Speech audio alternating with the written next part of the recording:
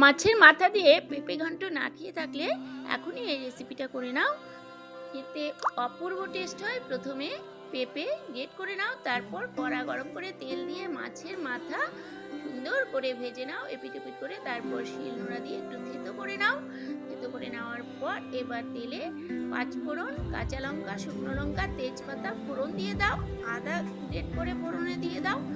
ভেজে নেওয়ার পর গ্রেট করে রাখা পেঁপে দিয়ে সামান্য জিরের গুঁড়ো, হলুদের গুঁড়ো, স্বাদ মতো নুন দিয়ে ভেজে কষিয়ে নাও। কষিয়ে একটু ঢাকা দিয়ে নাও, সেদ্ধ হয়ে যাওয়ার পর তারপর মাছের মাথা দিয়ে দাও, দিয়ে আবারও কষিয়ে নাও। তারপর 3-4টে নকুল দানা গরম মশলা দিয়ে আর একটু ভেজে নিয়ে নামিয়ে নিলেই হয়ে গেল মাছের মাথা দিয়ে ঘন্ট। Bye bye.